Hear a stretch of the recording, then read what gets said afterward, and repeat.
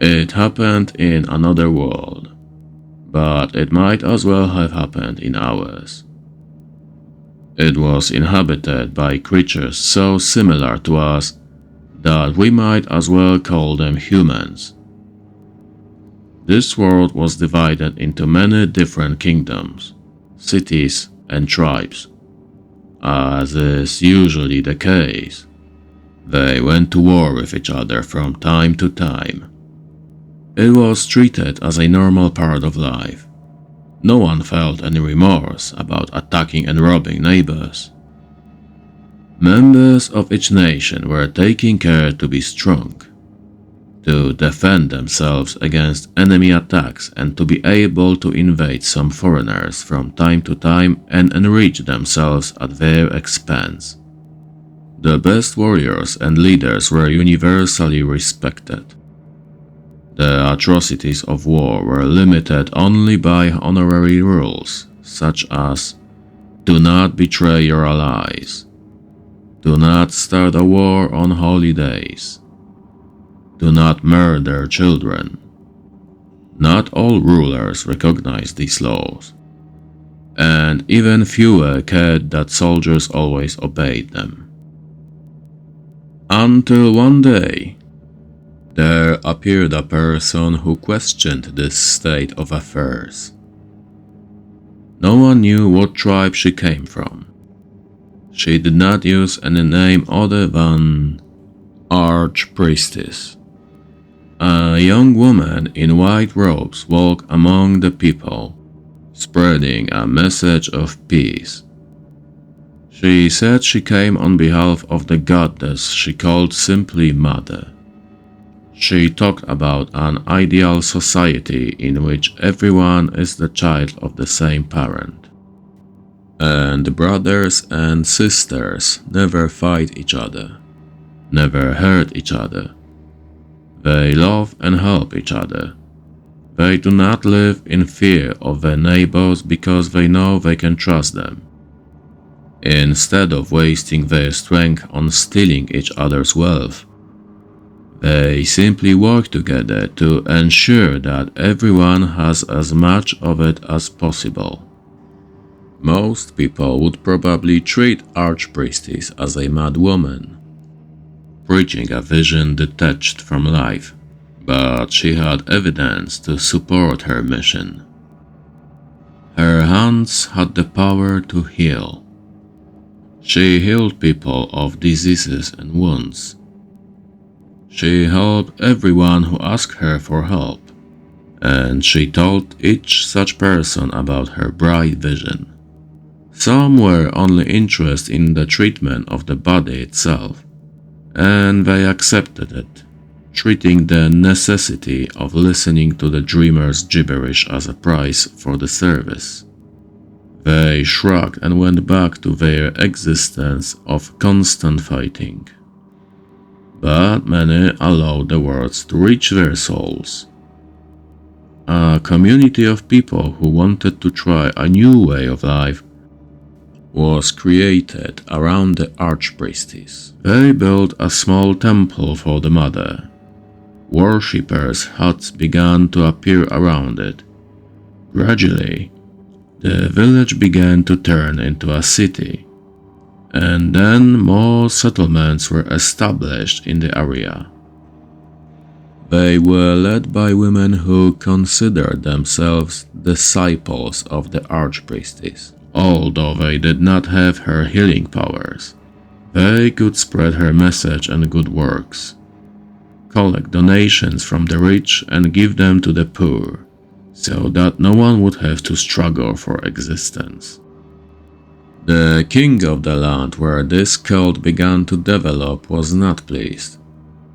The Mother's religion rendered his subjects useless as warriors, as the monarch recognized weak and cowardly, and because of this, the kingdom and its power were weakening. The king sent his soldiers to force the followers to serve in the army. Many of Mother's worshippers have succumbed, but others remain true to their ideals. They didn't fight the recruiters. They simply refused to take up arms. They couldn't be broken by insults, beatings, or even torture. All the time they just asked their tormentors to stop using violence. They tried to explain to the soldiers that by hurting others, they were hurting themselves. Some warriors, there were not many such cases, but they did happen, were impressed by their attitude. "These are not cowards," they said. "These are real heroes. To defend yourself against suffering and death by force requires courage. But to accept them in the name of your faith requires even greater courage." And they joined the followers of the Mother. The king had had enough of this. He decided to destroy the cult once and for all by striking at its heart. He ordered the archpriestess to be arrested and brought before him. When the woman in white robes stood before the throne, the monarch asked, "Do you really believe that you are doing good? After all, you make people weak and defenseless against their enemies." The woman was silent for a moment, and then she began to speak. "As long as there is fighting, there are enemies to defend against. Retaliation begets retaliation. This world will know true peace and security only when you all renounce war. Then the time will come when no man will fear another man. No man will fear suffering, disease, want, or even death. The entire earth will be in the possession of one loving family, under the protection of the Mother. I know it will be many years before we get there, but this is my vision and I swear I will achieve it. However, I need your help." There was silence in the throne room. The archpriestess spoke with such conviction, with such fervor, that none of the courtiers, not even the king himself, laughed at her or contradicted her. Finally, the ruler spoke. He declared that he consented to the operation of the religion of the Mother in his country. And so this religion began to grow even more. Temples were built throughout the kingdom, serving not only as places of worship, but also as hospitals and shelters. New settlements of people who wanted to live according to peaceful principles also appeared. They all wore white robes, like their guide. Most people were not ready to join the cult, but respected its members for their gentleness and help to all people. Slowly, a tradition began to emerge according to which killing the wearer of white robes was considered a great sin. Nations continued to wage wars. Criminals continued to commit crimes, and the authorities continued to punish them in various bloody ways. Nevertheless, the Mother's religion gave refuge from the omnipresent violence and hope that one could at least try to live in a different way. The years passed. The first archpriestess was replaced by her successor, and then another. Each of them had healing power and was the embodiment of peace and gentleness. People also noticed that although details such as a hair color or facial features changed, each archpriestess was similar to the previous one in her own way, thanks to the same posture and way of speaking. Some believed that the woman, thanks to her bond with the Mother, was reborn in new incarnations, and that this was the hope of overcoming death, which she spoke about during her famous sermon in the palace. The archpriestess herself did not comment on these rumors in any way. The succession of archpriestesses and the spread of their church were not only changes. Science and technology were developing, and with them, new ways of inflicting death appeared. One day, another war broke out. It started with some minor border dispute between two countries, but soon their allies began to join the warring countries. Soon after, and it was the most terrible war ever known. The arsenal of new weapons revealed its destructive power in all its glory. The machines launched missiles at cities their operators couldn't even see. The entire world divided into two camps and plunged into war. Flying structures dropped bombs from the sky. Clouds of poisonous gases caused people to suffocate or die in agony with burned skin and eyes. The end finally came when one of the factions dropped their latest type of bomb on their opponent's metropolis. In an explosion resembling the anger of a furious deity, thousands of inhabitants died in an instant. Fear of the absolute annihilation brought peace. But the end of the war only meant that people could finally see the enormity of the harm it had caused. Every country was filled with crowds of orphans and invalids without help. Veterans who escaped death or disability were haunted by visions of the horrors they had witnessed or committed. The destruction claimed cultural heritage and great wealth that could have been used for the benefit of the people. Many great cities, once bustling with life, have become ruins and cemeteries. One slogan began to circulate around the world: "No more war." Of course, those wearing white robes took the lead in its preaching. This time, the learning fell on fertile ground. More and more people accept their doctrine. Even the rulers came to the conclusion that peace was a better solution. Swords and war machines were melted down into gardening tools intended to restore a world devastated by war.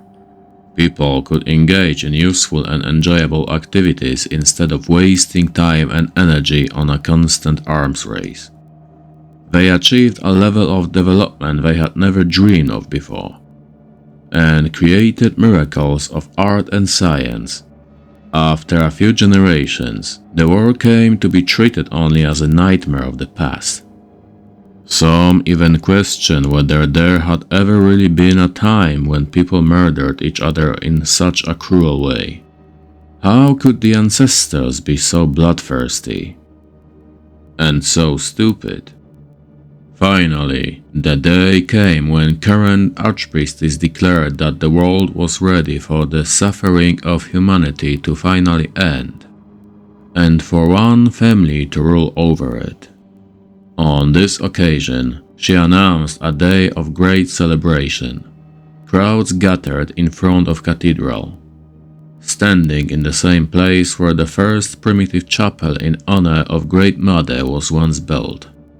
Even larger crowds watched the ceremony on screens around the world. The archpriestess came to the podium and began her sermon. "Look, Mother," she began, raising her hands to the sky. "Behold, this people has become free from all violence. They renounce their weapons. Even if they wanted to, they wouldn't know how to wage war. But neither of them would want that. The very thought of fighting disgusts them. They have become incapable of it." The woman fell silent, and a smile full of ecstatic elation appeared on her face. Even the most faithful followers had never seen their spiritual leader so joyful. "Look, Mother," the archpriestess resumed her speech. "The great plan is complete. This world is ready. Mother, I'm begging you, Send my beloved brothers and sisters so that we can take possession of this land as one family. Thanks to many years of peace, it is full of goodness that we can enjoy. May the suffering of the inhabitants of this planet finally end, quickly and efficiently. Many followers began to cheer. The others were silent, full of doubts. The archpriestess' speech was strange. What did "send my brothers and sisters" mean? Weren't they the family of the archpriestess? But they were already here. There was no need to send them. But after a while, even the shouts began to fall silent. And then they started screaming again, but out of fear. Here the figure of archpriestess began to change. Her face undulated until it took on the appearance of a nasty, reptilian muzzle full of sharp fangs. The woman, if she could be called that, threw off her robe, revealing a monstrous, scaled figure. Her hands, the same gentle hands that had helped so many in need, turned out to be armed with claws. But that wasn't the end. Some of the ceremony participants began pointing to the sky. A blood-red portal opened there, and after a while, creatures similar to the archpriestess began to jump out of it. They wasted no time and immediately started tearing people apart with their fangs and claws. And the leader of the mother's religion looked at them, her true family, with unfathomable, pure, absolute love. The massacre in front of the cathedral was only the beginning. Lizards have spread throughout the world, and none of the indigenous inhabitants of the world could face them. No one even tried. People were running and hiding, which prolonged their lives by measly seconds. But none of them thought about fighting.